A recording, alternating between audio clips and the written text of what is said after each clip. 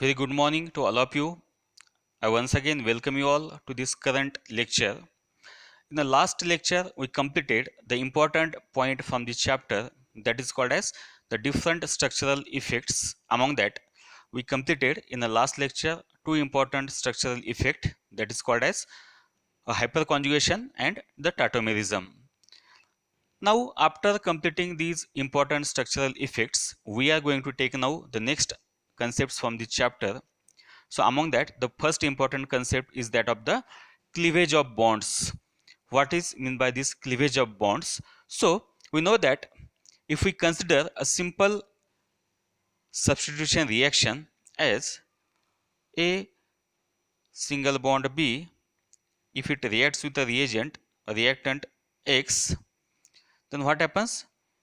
If they react with each other, we get the new compound formation as A single bond X plus B.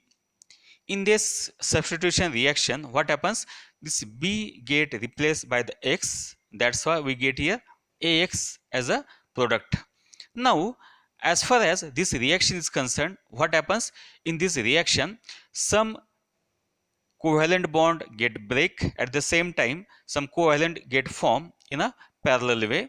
So in this case, what happens? This AB bond get break, while at the same time a new bond is formed between this atom A and atom X. Now, as far as the breaking of the bond between this atom A and B is considered, this breaking of a bond may be carried out in a two different manner or two different methods is there. The first method of breaking of this bond or cleavage of this bond is called as homolytic fission. First type of this breaking is called as the homolytic fission. This is the first possible mechanism of breaking of this bond, that is a homolytic fission, or it may be called as the homolysis. It may be called as the homolysis. Now, what is by this homolytic fission or homolysis? So, if we want to consider the homolytic fission of this bond between this A and B, now what happens? If we consider this A single bond B, if it undergo homolysis, the homolysis. Now, what is by homolysis? So, homo stands for similar or same. Now, we know that whenever we consider a covalent bond between these two atoms, it involves the two electrons for the bond formation. Now, whenever this bond break under the homolysis fission phenomena, then what happens? Both the electrons present in this bond get shifted equally towards both these atoms. So we can say that one electron get transferred toward this A atom, while the second electron get transferred toward this B atom, and due to which what happens? We get here A possessing a single electron, second is a atom B having a single electron. Whenever such a single electron is associated with a particular atom, then it is called as the free radicals. It is called as the free radicals. So what are free radicals? Free radicals is nothing but when an atom has a single electron with it, it is called as the free radicals. So these free radicals can be obtained due to the homolytic fission of the covalent bond present between the two atoms. Now, if I take the another type of the molecule, like a chlorine molecule is there, Cl single bond Cl. Suppose this is a chlorine molecule. If this chlorine molecule interacts, a light is incident upon this chlorine molecule, what happens? Again, this chlorine molecule shows a homolytic fission. A homolytic fission can be takes place, and we get here two chlorine radical. This is the first chlorine radical. This is the second chlorine radicals. So this type of the chlorine free radicals can be obtained. Chlorine free radicals. Chlorine free radicals can be obtained. So we can say that this is the first type of the cleavage of a bond is there, that's a homolytic fission, or it may be called as a homolysis, in which a given covalent bond can be break in a similar manner, both atoms get a single electron, due to which a free radicals formation can be takes place. Or whenever a molecule can be interacts with a light, then again a free radical formation can be takes place. So this is the first type of cleavage of bond, that is called as the homolytic fission. The second type for this cleavage of a bond is called as heterolytic fission.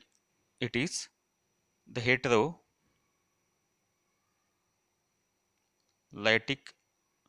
fission, or it may called as the heterolysis.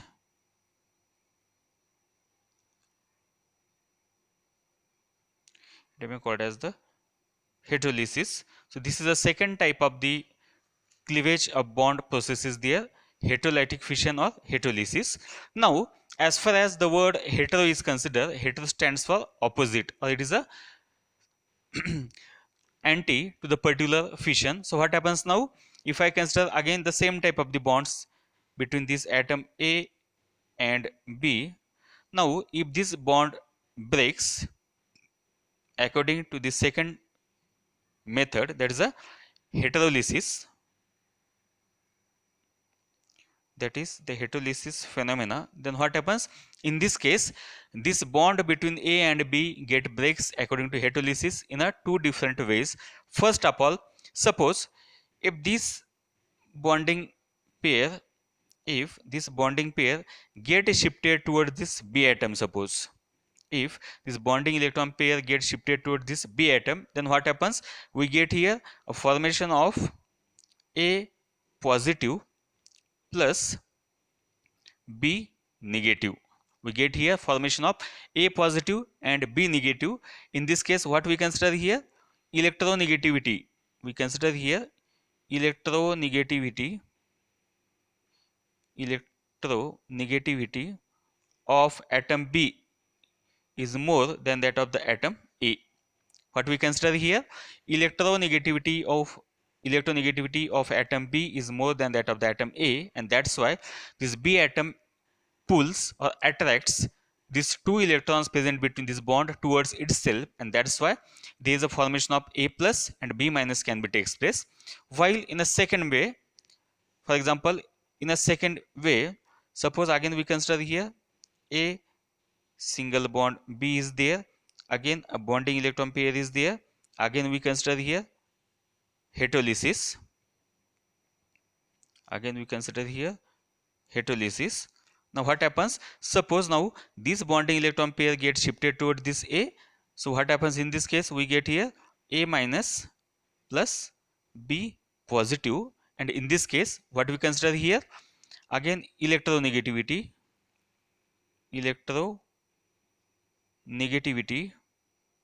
of, now electronegativity of atom A is greater than that of the B. So we can say that these are the two different ways in which the heterolytic fission can be takes place, in which if this electronegativity of B is more, we get the A plus and B minus, while if the electronegativity of E is more, we get the A negative and B positive. So we can say that in a heterolytic fission, that atom accepts the bonding electron pair towards itself which have more electronegativity. If its electronegativity is more, it has the more tendency to accept the bonding electron pair toward itself, and at that time that atom possesses the negative charge. In this case it is a B minus, in this case it is a minus, while the remaining ion get the positive charge. So we can say that in a heterolytic fission we get the ion formation.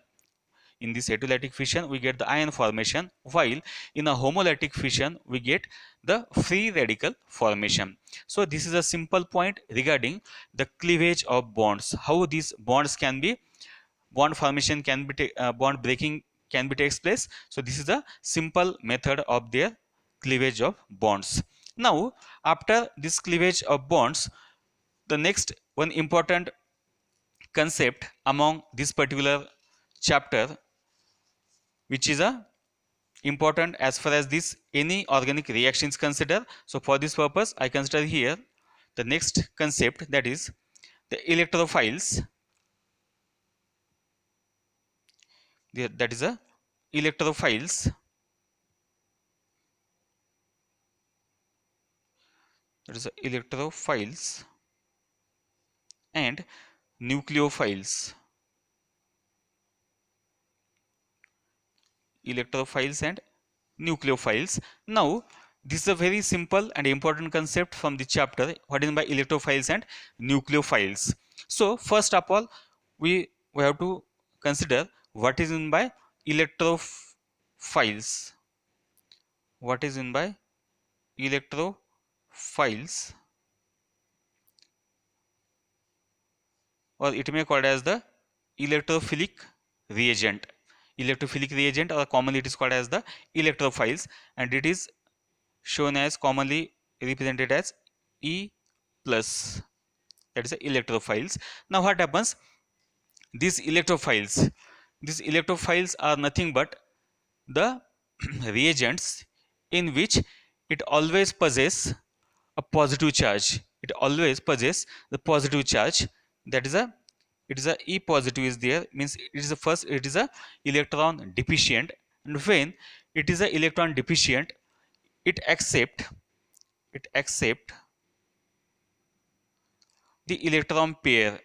It always accept the electron pair in reaction. It accept electron pair in a reaction, so it is called as, that is a electron acceptor, or they may called as the Lewis acid. They are called as Lewis acid, or they may called as the electron acceptor. They are called as the Lewis acid, so they may called as the electron acceptor due to electron deficient nature of these particular electrophiles. Now some common examples is there for these electrophiles, as some common examples. The first common example is a H plus ion, second is your Br positive, we may take here NO2 positive, or this is a H3O positive. So these are the some common examples of this particular. We may take here this carbocation C positive. So these are the some examples of this particular electrophiles. Some examples is there like AlCl3, then BF3 is there. Now what happens in these examples, there is no any positive charge is there on a either atom, even though they are called as the electrophiles. And why this is so, these compounds AlCl3, in which this aluminum is attached to the 3 chlorine atoms, and that's why it becomes electron deficient, and that's why this act as a electrophile. In this case also, this boron is attached to the 3 fluorine atoms, and that's why it becomes electron deficient, and that's why it is considered to be the electrophile, or it is considered to be as a Lewis acid. So this is the first type of this ion, that is the electrophiles. The second type of this ion is called as the nucleophiles. This is a nucleophiles. It is represented as Nu minus. Now this nucleophile is there. Now this nucleophile has the charge of minus. So what happens, we can say that due to a negative charge, it is called as the electron rich. It is called as the electron rich. So we can say that in a reaction, what happens, it donate the electron pair. It donate the electron pair in reaction. It donate the electron pair in a reaction, and due to which it is called as Lewis base. It is called as Lewis base, or it may called as the electron donor. It is called as electron donor, or it may called as the Lewis base. So this is a basic difference between these two concepts. That is, one is a nucleophile, second is called as the electrophile. This electrophile is called as a Lewis acid, while this nucleophile is called as a Lewis base. This Lewis base, or it may called as electron donor. So these are the two simple concepts, electrophiles and nucleophiles. As far as the examples of these nucleophiles are considered, So in a reaction, number of different type of nucleophiles are there. That nucleophiles may be this chloride is there, this Br minus, we may take here this I minus, this OH minus is there, or this Cn minus is there. So these are the different examples of this type of the nucleophiles. Or some neutral type of the species is also there. If we consider here water molecule H2O, this is also termed to be treated as a nucleophile. If we take the RNH2, or if we take ammonia, it may act as a nucleophile.